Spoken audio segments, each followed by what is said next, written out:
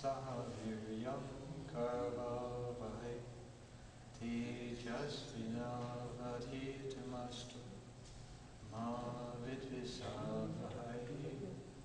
Om Shanti Shanti Shanti. May He protect us. May He sustain us. May we grow in strength together. May our study together be fruitful. And may we not hate one another. Peace, peace, peace. So good morning. Welcome to the service. We're very happy to have with us today Swami Tattwamayananda, who is the assistant Swami in San Francisco. And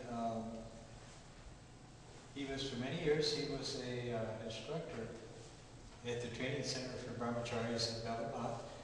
And as those of you know who were here the last couple of days, he is a very erudite scholar and a very good teacher. Explains things very clearly, has a deep knowledge of Sanskrit and the Scriptures. And so yesterday we held a retreat on spiritual dialogues through the Bhagavatam, conversations between King Nimi and the 9 sages. And today he's going to kind of continue that, summarize it and consolidate it. And so we welcome Swami to speak. Yonda pravishya mama vachamimam prasuptam sanjeevayati akhila shaktidharasya dharma anyamsya hastacharana sanattavadam pranan namo bhagavate purushaya tubbhyam. So, yesterday we were dealing with the first 6 questions put by the King Nimi to the 9 sages. And 2 of the most important topics that we discussed yesterday, so I'll just try to recapitulate. The first one, in response to the king's question as to what are the Bhagavata Dharmas, the fundamental spiritual principles that we must practice in modern times. The first of the 9 sages, Kavi, replied, Kayena vacha manasendriyaiva buddhyatmanava anusudha svabhava karoti yadhir sagalam parasmai narayanayeti samarpayami. This verse contains the essence of Bhagavata Dharma. Normally, our senses are prone to be drawn towards external objects. All the 5 senses simultaneously drag the mind towards external objects. That's very natural because senses are made that way, and mind and senses together recognize external objects. And when we get drawn towards external objects, then mind naturally gets drawn outside. In the Gita you find the 2nd chapter, Dhyayato Vishayan Pumsaha Sangasteshu Upajayade Sangar Samchayate Kamaha Kama Krodho Bhijayade Krodhat Bhavadi Sammoha Sammoha Smriti Vibhramaha Smriti Bhramsar Buddhinashu Buddhinasar Pranashyati. You can get a graphic description of how mind is turned towards external objects by the 5 senses. When mind is focused on external things, naturally it develops an obsession, interest towards them. And then if these external objects of pleasure are not available, the mind struggles to seek them. And if it is not satisfied, it becomes angry, and then it loses its balance, and gradually human mind goes down, gets degenerated. This is how it really happens. And now, as I said yesterday, mind can never be drawn inward any more than the 5 senses. because by their very nature they are focused towards external objects. So the great Patanjali and also Vedantic scholars agree that mind should be given a Godward orientation, a direction towards ideas and objects which take us closer to God, closer to spiritual ideas.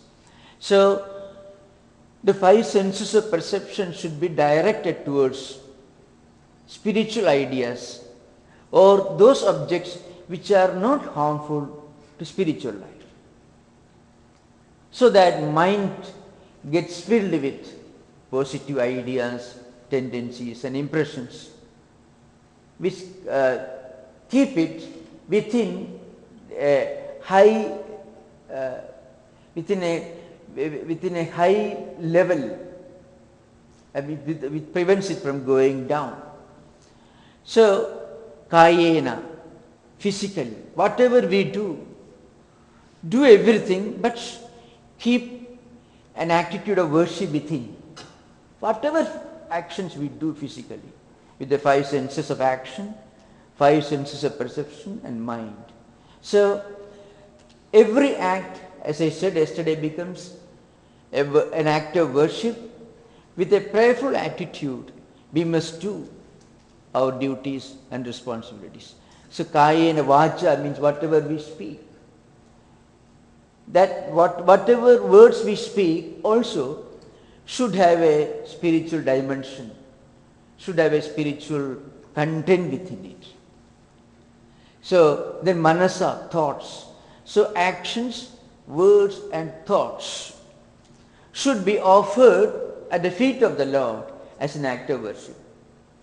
So also intellectual, mental activities, all should be given as an offering to the Lord. Then mind, instead of going down, gets sublimated. So mind can only be sublimated. In fact, that's what Patanjali says, You find Patanjali says, whenever there is a conflicting thought arising in the mind, then we must try to counter it by a positive thought, so that the harmful effect of negative thought currents can be neutralized.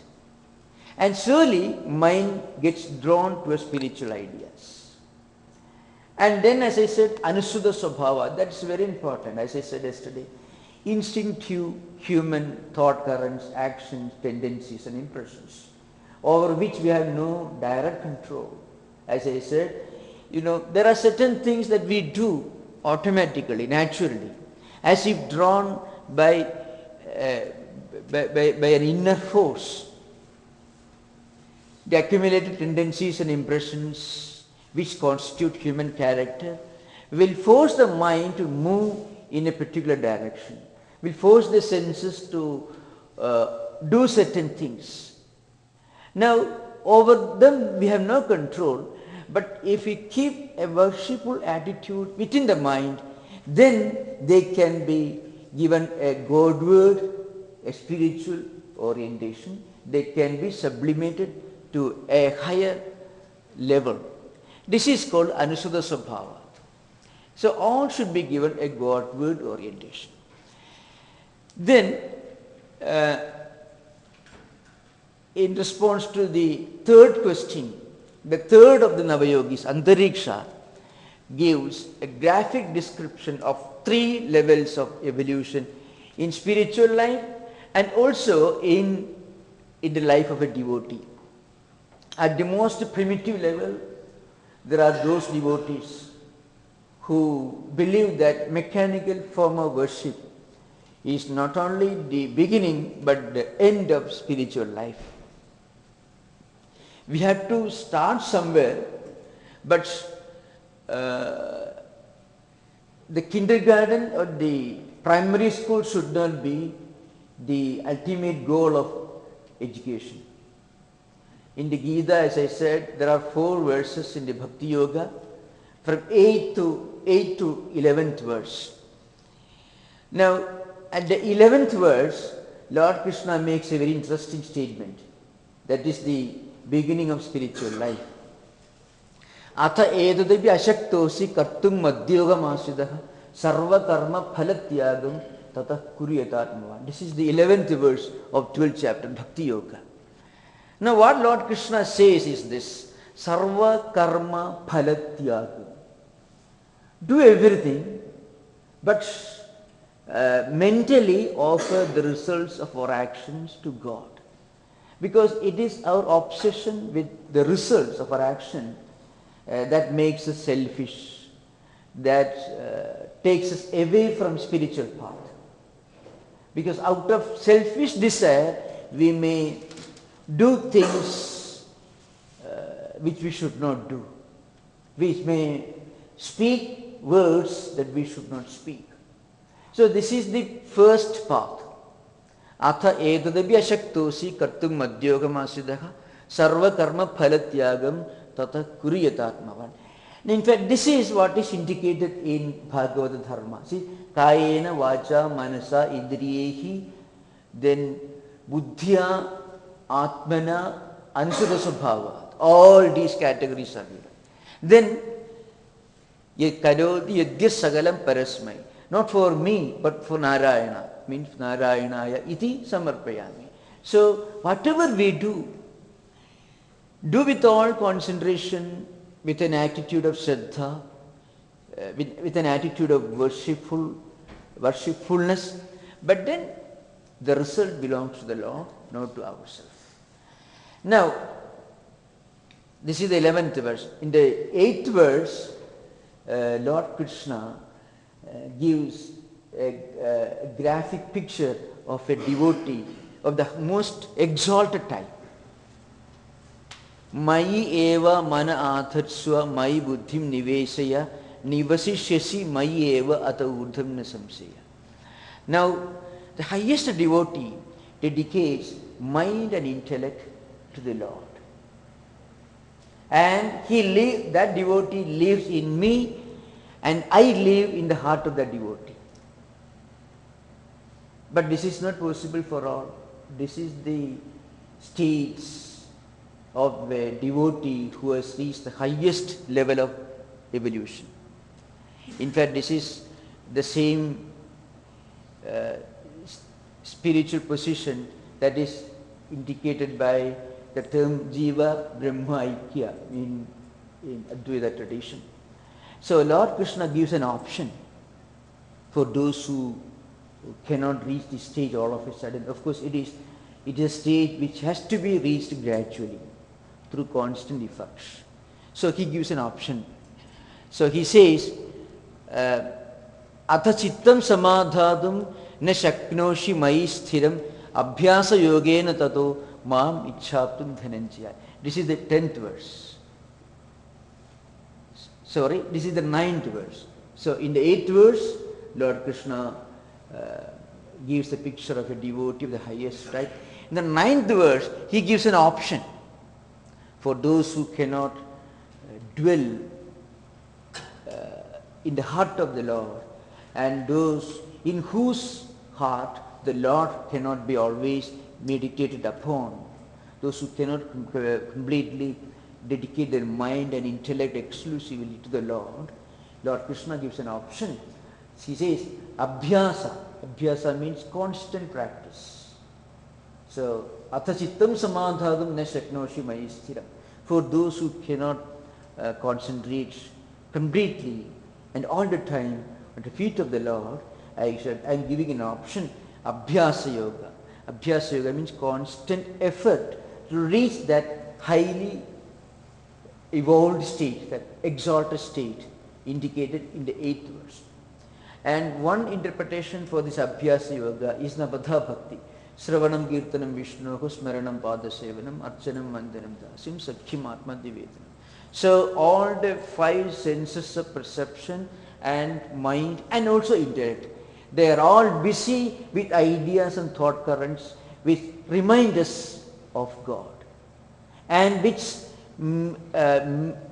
makes us about worldly objects, which take us towards God and take us away from the sensory world. So for that, whatever you hear, whatever you see, whatever you meditate upon, all these should be given a spiritual orientation. But this is also not a very easy path. This will certainly take us to the highest type. A moment comes when you cannot think of anything other than God. It becomes difficult for you to bring the mind to a lower level. But this is again a very high state of spiritual evolution. So in the 10th verse, Krishna gives another option. Abhyasepi asamarthosi mat karma paramo bhava madartham api karmani kurvan siddhim avapsyasi. Now Abhyasa yoga is also a difficult process, because every time when we are engaged in different domestic responsibilities, duties and work, we may forget the spiritual aspect of life. So very often, spiritual life is confined to 2 hours in the morning or 2 hours in the evening. The rest of the life becomes secular or so-called secular. So there should be a merging of the secular and spiritual. So whatever spiritual practices we do in the morning and the evening should have a link to other activities that we engage in at other times, so that our whole life becomes spiritualized. For that, Krishna gives another option, even for those who cannot practice Abhyasa yoga. So Abhyasepi asamarthosi mat karma paramo bhava. Do everything, all your duties and responsibilities, but think that it is my work, not your work. Very often it is the obsession with our own individual identity, the feeling that it is my work. So I am karta, the agent of action, and I am bhokta, the enjoyer of the results of action. It is this feeling that makes us selfish, and it is this feeling that takes us away from spiritual values. So Lord Krishna says, mat karma param. Whatever you do, it is my work, the work of the Lord, and it is not your work. Now, if you read the lives of the great direct disciples of Sri Ramakrishna, you can always find that whatever they did, whatever they engaged in, they had the feeling the work of Sri Ramakrishna, the work of the Master. So that reminds them again and again of God. So it is not my work, it is God's work. You cannot remain idle, that's a problem. Senses cannot remain idle. Lord Krishna says in another context, Nahi kasikshanamabi jadu tishtati akarma kriti. Karyadehi avasya karma sarva pragudijayihi gunai. It's a very psychological approach that is indicated here. Nahi kasikshanamabi jadu tishtati akarma kriti. You cannot keep quiet even for one kshana, one moment, one split second. We cannot remain idle. As I said, if physically if you are idle, if you are inactive, mentally we will be active. Ideas, thoughts, speculations, all these will make our mind active, will keep our mind busy. Maybe physically we are inactive.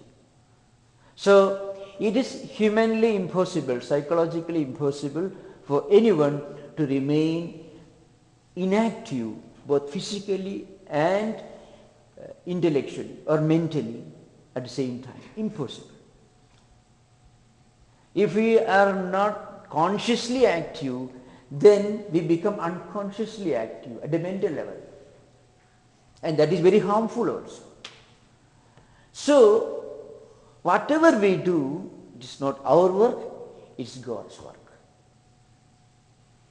Now, in the 11th verse, Lord Krishna gives an option to the most primitive of spiritual aspirants.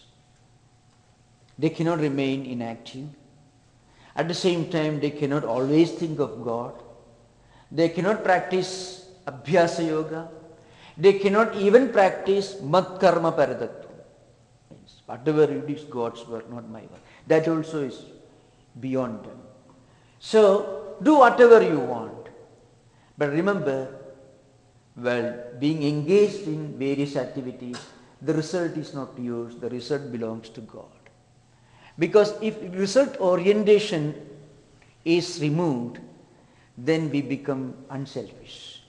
It is our obsession with the result of what we do and the desire to enjoy the results of what we do that makes us selfish, and that takes us away from the spiritual path.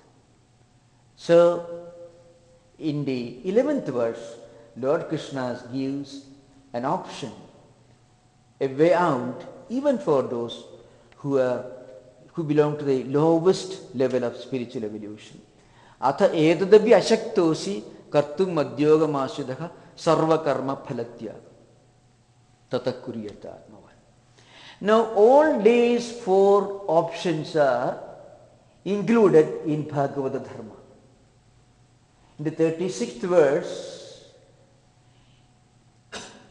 in which Antariksha gives the essence of Bhagavata Dharma, you can see all these four options indicated in the 12th chapter of Gita from 8th to 11th verse. All these are included in this Bhagavata Dharma.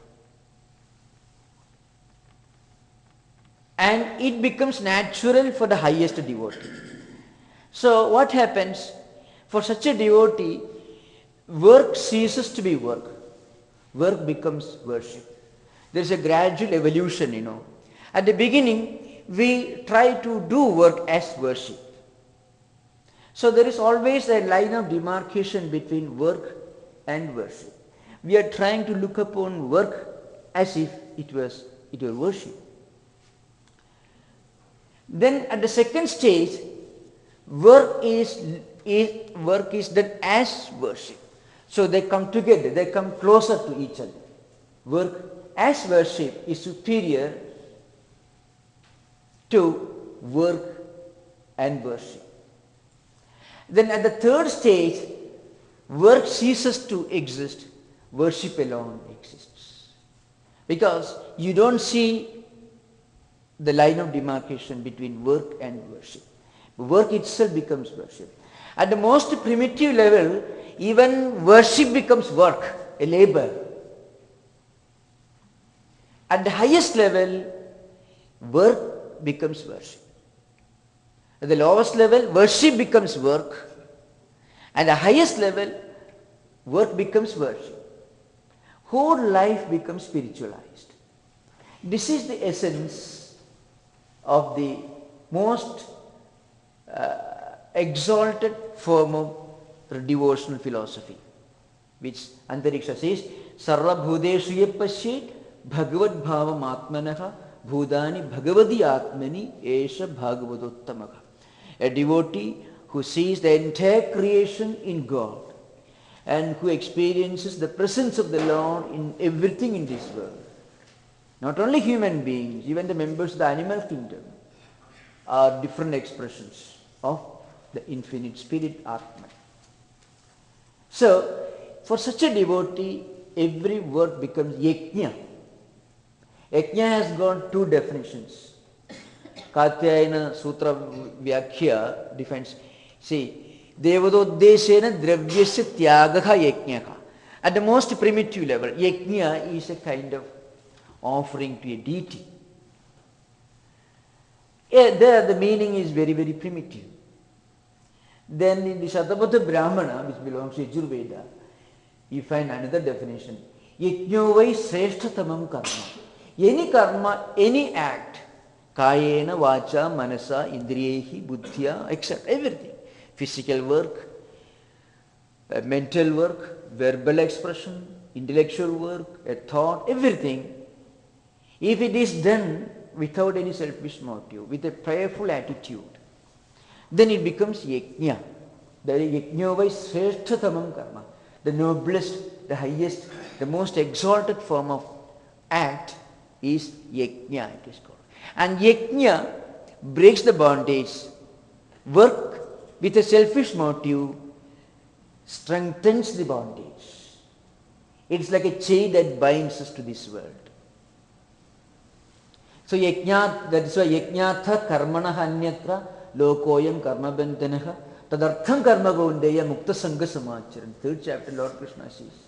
So yajnatha karmana anyatra lokoyam karma bandhanaha. Any kind of act, any kind of work or act, duty, whatever it might be, with a strong motive, with a strong selfish desire to enjoy the fruits of the work, with a strong feeling, I am the one who does this work and I am the one who is going to enjoy this work. Every act of this type is like a chain that binds you to this world. And even a selfish desire in the form of a fleeting thought, a flash of thoughts, will register its impression in the mind, and you have to be born again to enjoy it. That's what it is said. Vedanta makes a very interesting statement. Whatever act you do, even a flash of thought that comes to the mind, which perhaps doesn't take the form of external action, it will leave its impression. And then what happens? If not in this life, the next life, that tendency will again come to the surface and will prompt you towards a corresponding form of action. That's why we often, as I said yesterday, even a psychiatrist who has written a thesis or maybe an author of dozens of books on behavioral psychology cannot act and behave according to his own principles. Somebody who teaches behavioral psychology in a university, who teaches you that sociability, adaptability, a proper understanding of the situation in which you are reacting, you are responding, you are interacting with people, all these are the fundamental principles of proper behavior, but he becomes an eccentric. So very often it happens. Why? He can prescribe principles, he can teach you how to behave, but he has no control over his own mind.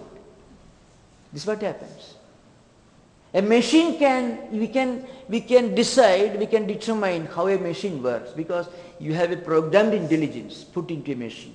So you are sure how it is going to behave. But human mind, you cannot be sure how your own mind, our own mind is going to behave next moment. So why? Because there are accumulated tendencies, impressions, vasanas and vrittis remaining within the mind which come to the surface. We don't know when, we don't know how, and we don't know what form it could take when it begins to manifest. So that's why I said our own mind is not within our control. A machine may be within our control, not our own mind. So that's why they say, Antariksha says, Anusudha Swabhava. So our instinctive, natural, involuntary action also should be performed as an act of worship. That's what is implied here. And for a devotee of the most highest, most evolved type, this worshipfulness in all forms of activities, thought currents, becomes natural, second nature.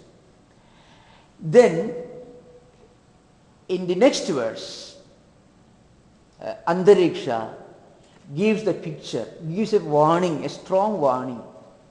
Now remember, he implies this much. He says, this is what happened, this is what is natural to a devotee of the most exalted type. But before reaching that stage of evolution, you should not try to behave like that. Because our actions, our behavior should be natural. It should not be any kind of imitation. Imitation or just acting out will have a twofold effect on our character. On the one hand, it blocks our natural path to progress. Second, we are deluding ourselves into thinking that we have reached the highest level. That's why Krishna says, Na buddhi vedam janayet ajnanam karma sangina. Krishna makes a point.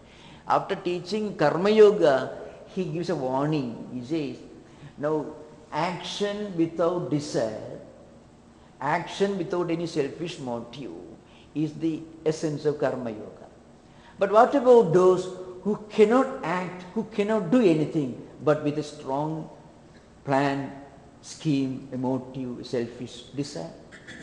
You, tomorrow onwards, you should try to behave, try to do things without any selfish motive.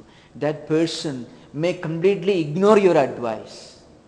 And if he takes it seriously, he may lose his own chosen path. Because he will be asked, he will be trying to do certain things which is beyond his capability. So Krishna is na buddhivedam janayet. You should not all of a sudden try to bring about a change in the character of a person. So first, a person should give up lethargy and laziness and do his duty and responsibility with perhaps selfish motive. You know, Krishna doesn't teach Arjuna Karma Yoga at the beginning itself. In the second chapter, Krishna scolds Arjuna. Klaibhyam masmagama partha naidatva yuvabadhyade kshudram hridayadaurbalyam tiktu atishthavarantava, and so on. Not only that, Krishna uses a strong invective, mithyachara sauchyate. Karmendriyani samyamya yaste manasasmaran indriyartha nimudhatma mithyachara sauchyate. If a person tries to run away from the field of action, thinking that he is practicing nivritti marga, he is practicing jnana yoga, he is an hypocrite. So the first prescription to Arjuna is this: give up laziness and do work. And not only that, Krishna gives four important principles, presents four important principles before him. He says, Bhaya Rana Dubaradam Amsindetva Makaradha Yesham Chatvam Bhumatu Bhutva Ayasisilagham Akitim Chabi Bhudani Kadhaishindete Avyam Sambhavidasi Chakirti Marana Diruchade Hatova Prapsis Urgam Jitva Bhokshe Mahim Tasma Uttishta Kundeya Yudhaya Pramesika. I am not going to all those details. In four important slogas, Krishna tells Arjuna, look here Arjuna, if you run away from the field of action, thinking that inaction is a sign of wisdom, is the path of wisdom, you are absolutely wrong. Your friends, your enemies will all ridicule you, will laugh at you, will interpret your inaction as an act of cowardice, and you have a great reputation as a brave soldier. It is worse than death to be a reputed soldier, to be known as a coward. Maranat adirichati. It is better to die than be known as a coward. So Krishna asked Arjuna to work, to do his duty, if possible, without any selfish motive, but otherwise with selfish motive. Better do something. And then Krishna tells him, well, there is a higher stage. It is superior. It is a superior stage to do the same duty, the same work, the same enthusiasm, with the same efficiency, with the same zeal, but without any selfish motive. That is the essence of Karma Yoga. So you find Yogastha Kuru Karmani Sangam Tiktva Dhananjaya Siddhya Siddhyo Samo Bhutva Samattam Yoga Uchiti, and so on. Krishna gives a long speech. Yogastha Kuru Karmani Sangam Tiktva. So without any attachment, you do your duty. This is a higher stage. So Sri Krishna doesn't ask Arjuna to do his work without any selfish motive at the beginning itself. The beginning, Krishna asks him, get up and do something. Then at the second stage, do the same work without any selfish motive. The third stage, you become fully established in unselfish action. That is Karma Yoga. At the fourth stage, this Karma Yoga becomes natural to you. So there should be a gradual evolution. Therefore, Andariksha, keeping this idea in mind, tells Nimi, look here. You should not all of a sudden imagine or delude yourself into thinking that you have reached the most exalted stage. You have not. Before reaching that stage, you must practice some discrimination.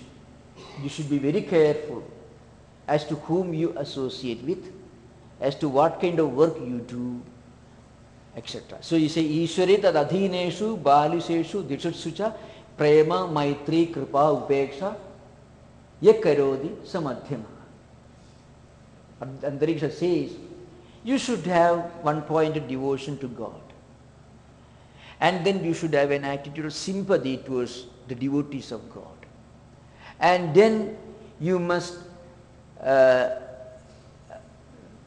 an attitude of friendliness, You must have devotion to God, an attitude of friendliness towards God's devotees, sympathy towards those who are not aware of God, who don't know anything about spiritual life, and then total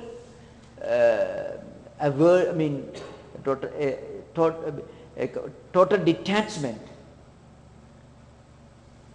Upeksha means absolute indifference towards those who take you away from your own path, who are negative in their attitude, who may be criticizing God, who may be highly critical of spiritual ideas. So you should keep a long distance from them. You should be totally indifferent towards them. That's the idea behind. So this is a caution, a strong warning with Antariksha gives to meaning. And this is a very important thing in our life. For a beginner, you have to be very careful. You should try to regulate, we must try to regulate our activities.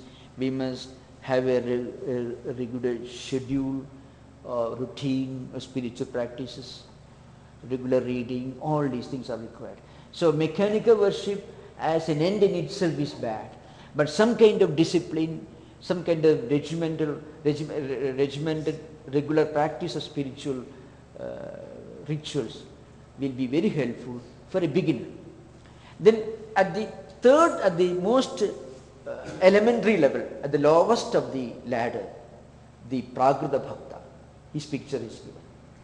Archayam eva hariye pujam cha shraddhaye khade nachatad bhakteshu chanyeshu yak karodi sa prakritaka. Prakrita means the most primitive. He is highly religious but is totally unspiritual. You can be very religious and you can be totally unspiritual.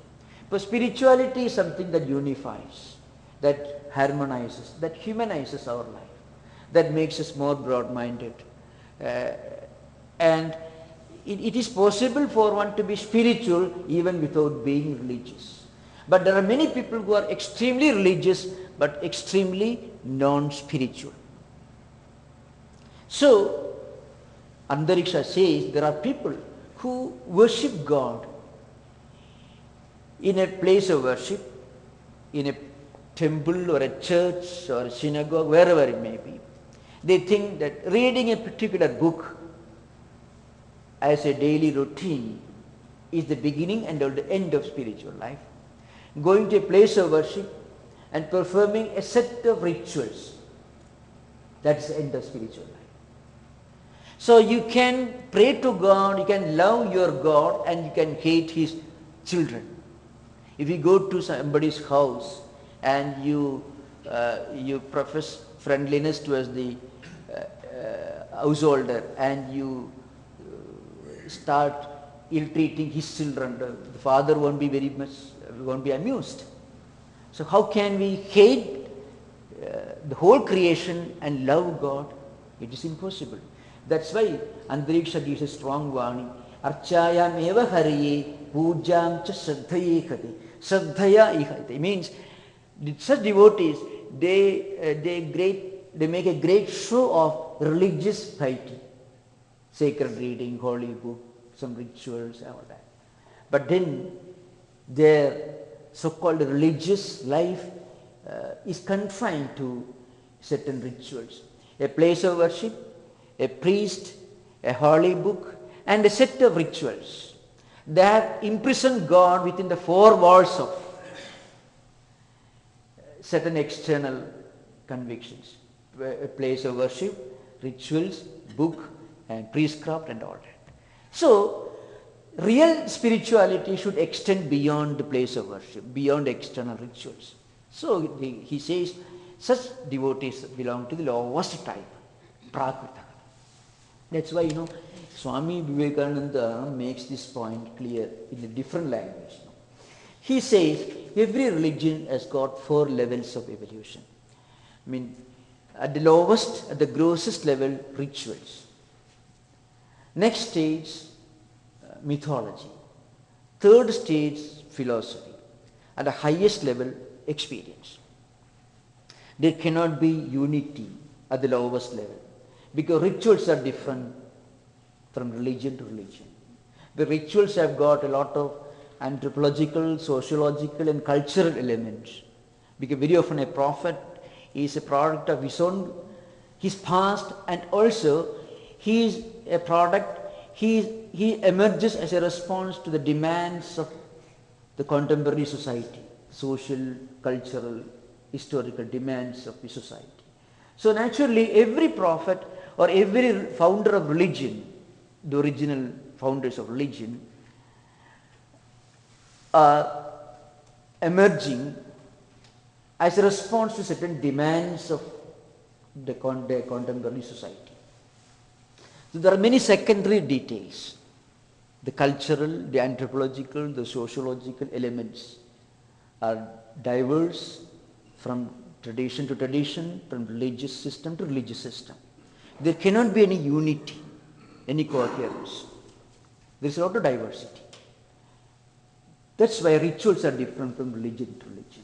There can be no unity at that level. At the higher level, mythology. Mythology is nothing but an attempt to philosophize, to give a philosophical justification, a rational justification to external rituals. That's what is called mythology. Mythology may be similar in certain respects, but still by and large, at the mythological level, every religious system is different from every other religious system. Mythology is entirely different. See, the Greco-Judo mythology, the mythological background of the 3 Abrahamic religions, the mythological background of the Parsi religion, the Tao or the Shinto religion, Hinduism, all are entirely different because the cultural element, the anthropological, the sociological elements are entirely different. At the third stage is philosophy, still higher. There are many commonalities at the highest level. Now, even here, there are more diversities, more differences than commonalities at the philosophical level. Because dogmas and doctrines are diverse from religion to religion. At least the Semitic, the Abrahamic religions as a family belong to one particular group, and the non-Abrahamic religions of Indian origin belong to altogether a different group from a philosophical doctrinal point of view. But there is a still higher level, the highest, that is experience level, the mystical level. Experience is spirituality. Now, we become spiritual only when we reach the experience level. The level which Antariksha pointed out at the beginning, most probably the 45th verse, is Sarva Bhudeshu Yapashet Bhagavad Bhavam Atmanaha Bhudani Bhagavadi Atmani Esha Bhagavadottama, where he draws a graphic picture of the devotee of the most exalted type. Now, when you reach the experience level, all the great prophets, all the great teachers of different religions, they speak in different languages, but the content of what they teach is the same. They are essentially universal in nature, because spirituality is universal, it is humanistic, and it at that level you look upon entire creation as one spiritual family. So Swamiji says at the highest experience level there are many commonalities. I can, you'd be surprised if I tell you, there are many common ideas in the writings of Meister Eckhart, who was a German mystic, made in 13th century AD. He wrote in Old German. Supposed to be the greatest, one of the greatest Christian mystics of all times. And if you read of course we can't read, at least I'm not able to read original German, but you can read the translations and Rudolf Otto's interpretations. Translations are available in English. You find Eckhart, some of the sentences that he has written look like German translations of Shankaracharya's commentary. Many statements, Sivachama Gocharatva, many such ideas. The reality, the spiritual experience is beyond words, beyond mind, it is beyond description. When you reach the highest spiritual experience, the knower and the knowledge and the known merge into one, Tribhuti become one. All these, Dhyata, Dhyeya and Dhyana. Jnata, Jnaya and Jnanam. They all merge into one. Such ideas are reproduced by Meister Eckhart in his works. Now, there is no way you can believe that Eckhart had any acquaintance with Shankaracharya's bhashyas, because Shankaracharya lived almost 500 years before him, maybe 600 years before him. But there are many common words, and you can find at the highest experience level there are many common ideas in the teachings of Jesus and also the Upanishads. I and my father are one is really Advaitic. The branch and the tree and branch allegory is similar to Visishta Advaita. Amsha Amshi Sambandha. You find it in Visishta Advaita philosophy. God is the whole and the world, the universe, and jivas are parts. All these ideas. I'm not going to those details. So what I'm trying to drive home is, at the highest experience level, mystical level, all the great spiritual personalities, the mystics of the world, experience the same reality, but the language in which they express may be different.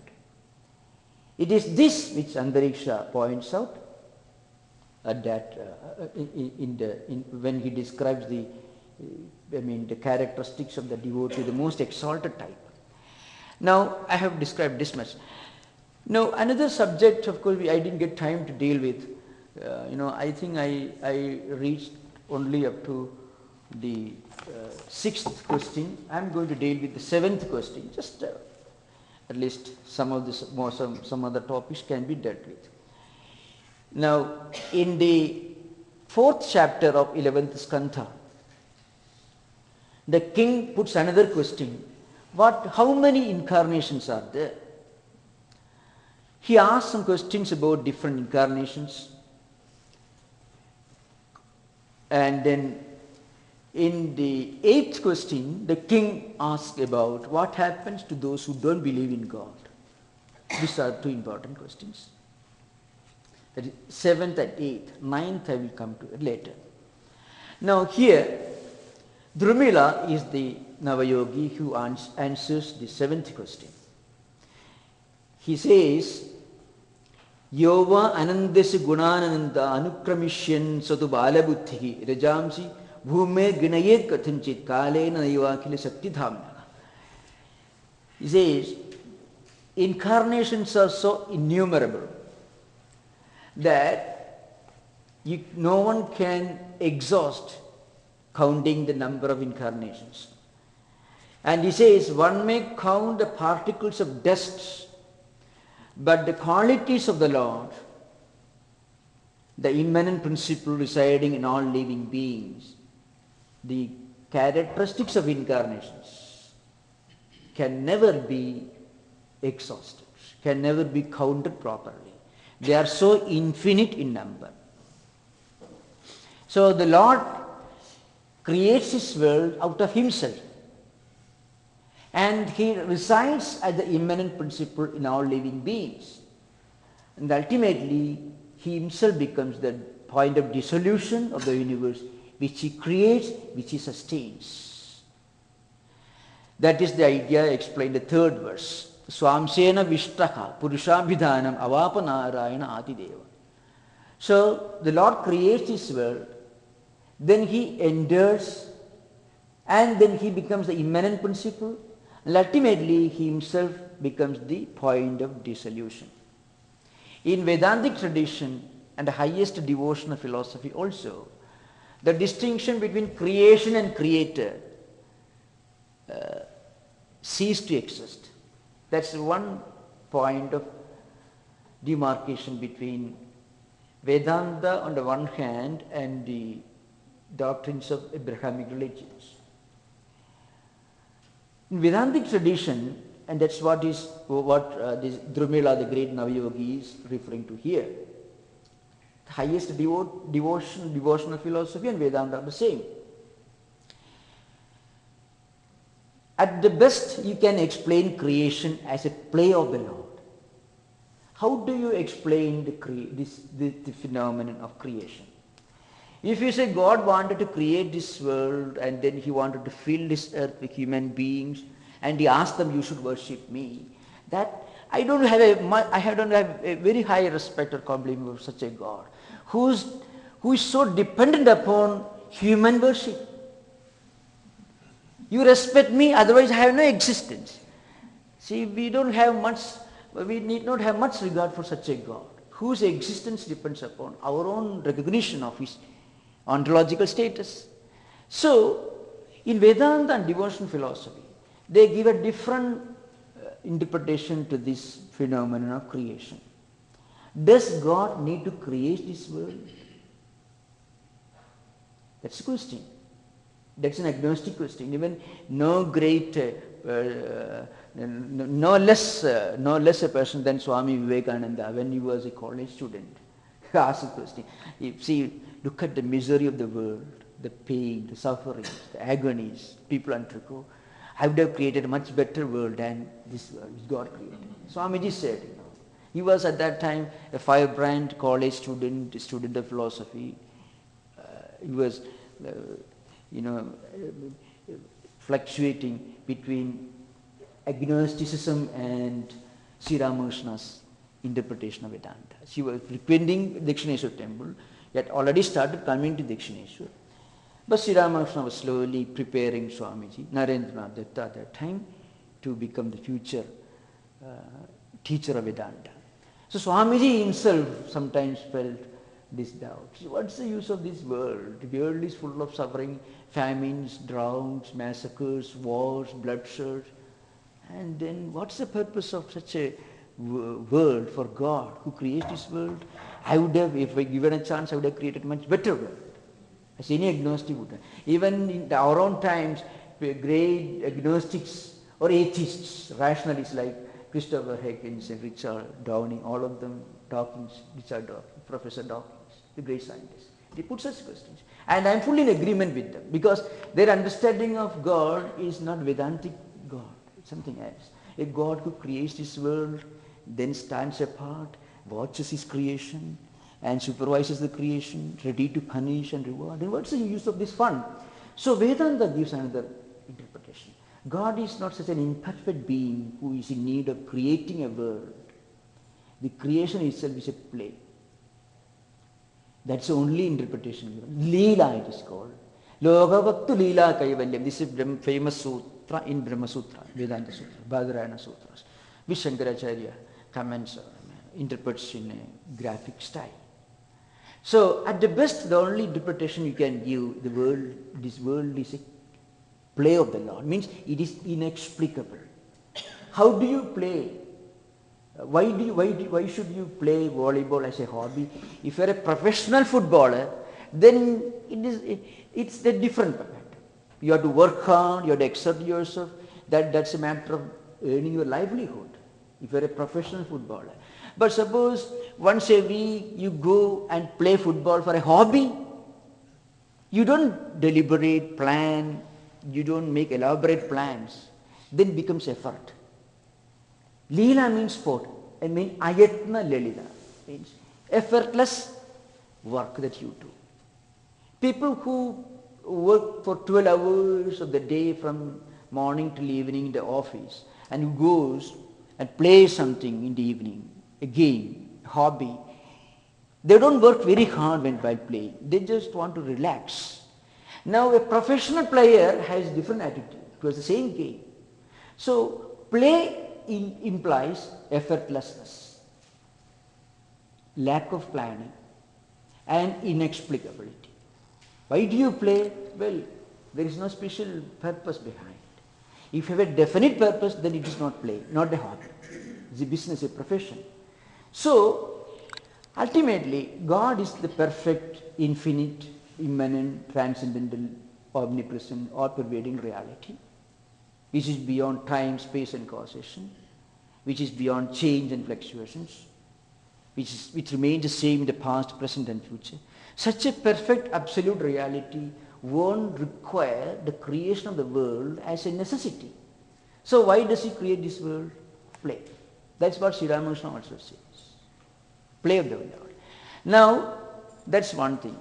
So here, Drumila says, he gives the picture of a spider or any kind of creature, It brings out certain things, a thread-like substance from its own body, creates a web, enters it, and ultimately it comes out of it, dissolves it. So ultimately the only definition for creation is inexplicability, anirvachaniyata, indescribability. That is the only explanation you can give to this strange phenomenon of creation. That's the idea behind here. Okay, now I think we don't have much time. Maybe I'm concluding now.